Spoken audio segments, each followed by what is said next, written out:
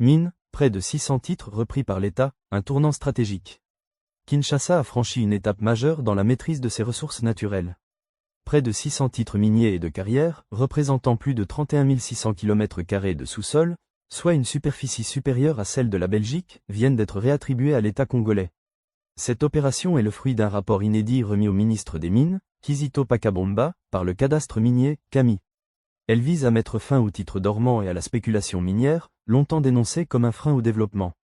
Le document révèle 594 titres repris par l'État, couvrant 37 253 carrés miniers. 210 droits miniers régularisés, restés bloqués depuis des années sous statut de force majeure, représentant 18 709 carrés supplémentaires. Dans un contexte mondial marqué par la ruée vers le cobalt, le cuivre et le lithium, Kinshasa envoie un message clair. Les ressources nationales ne dormiront plus dans les tiroirs d'investisseurs inactifs ou de montages opaques. Épée croisée conflit à l'Est, le M23 piégé par ses propres contradictions. Pendant que l'État renforce sa main sur l'économie minière, la scène sécuritaire offre un tout autre visage. Le mouvement rebelle M23, engagé dans des négociations à Doha, se retrouve pris au piège de ses propres déclarations. 4 contradictions majeures sont pointées. Ultimatum non tenu. Après avoir juré qu'il n'y aurait pas de retour à Doha sans libération de 700 prisonniers, le M23 y est finalement revenu, chapeau à la main, avant même la date prévue. Fédéralisme paradoxal, le groupe exige le respect de la constitution actuelle tout en réclamant un passage au fédéralisme, qui nécessiterait justement de la modifier. Amnistie suspecte. Tout en affirmant n'avoir jamais tué, le M23 demande une amnistie, une démarche assimilable à un aveu implicite. Autorité de l'État contestée. Les rebelles signent pour la restauration de l'autorité de l'État, mais refusent que Kinshasa reprenne le contrôle de Goma, arguant d'une « mauvaise interprétation », désaccord. Dans ce véritable western congolais, les acteurs se découvrent au fil des contradictions.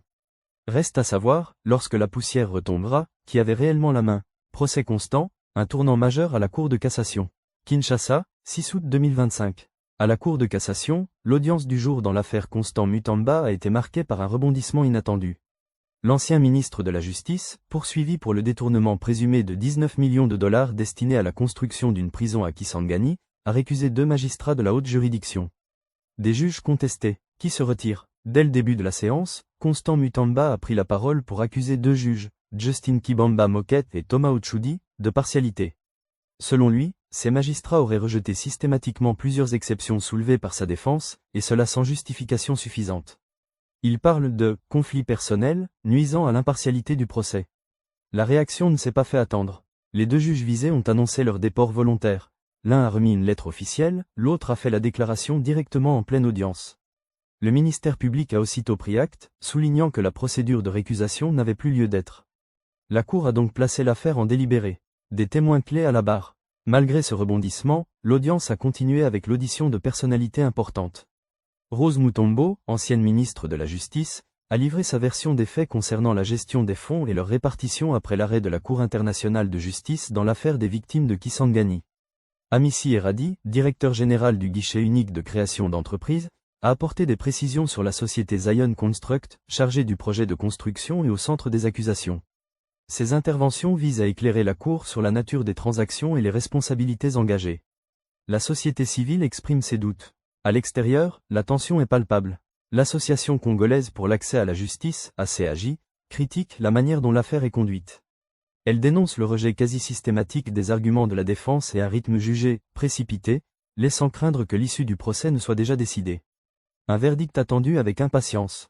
Pour l'heure, aucune décision n'a été rendue. Le verdict est attendu dans les prochains jours. Au-delà de la personne de Constant Mutamba, ce dossier met en lumière des questions profondes. L'indépendance du pouvoir judiciaire, la transparence dans la gestion des fonds publics, et la capacité de la justice congolaise à traiter des affaires à forte charge politique. En résumé, l'audience du 6 août restera marquée par le retrait volontaire de 2 juges et l'audition de témoins stratégiques. Le pays retient son souffle dans l'attente de la décision de la Cour. À 3 jours de l'annonce officielle, le remaniement du gouvernement congolais se précise.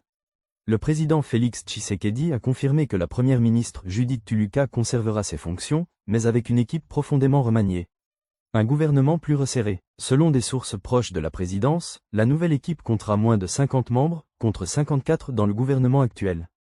Cette réduction vise à rendre l'action gouvernementale plus rapide et plus coordonnée, dans un contexte de crise multiple, insécurité à l'Est, tensions économiques et réformes en attente.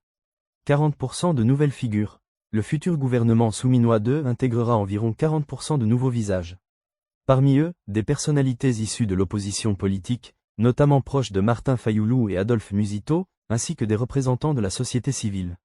Une ouverture que le chef de l'État justifie par la nécessité de bâtir une cohésion nationale autour des défis prioritaires. Réunion stratégique de l'Union sacrée.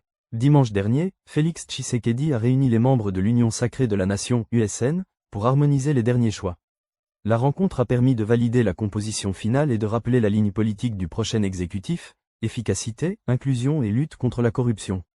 Entre continuité et attente de changement. Le maintien de Judith Souminois à la primature est salué par les partisans de la stabilité, mais critiqué par certains médias et ONG, qui y voient un manque de renouvellement à la tête du gouvernement. Ces voix rappellent que, depuis sa nomination, plusieurs réformes structurelles restent en suspens. Publication imminente. La liste complète du gouvernement souminois 2 devrait être rendue publique au plus tard le 8 août. Les prochains jours seront donc déterminants pour juger si cette recomposition répondra réellement aux attentes d'une population qui réclame plus de résultats et moins de promesses. En résumé, la République démocratique du Congo se prépare à accueillir un gouvernement plus restreint, plus diversifié et affichant une volonté d'unité. Mais entre ambition politique et réalité du terrain, le défi de la mise en œuvre reste entier.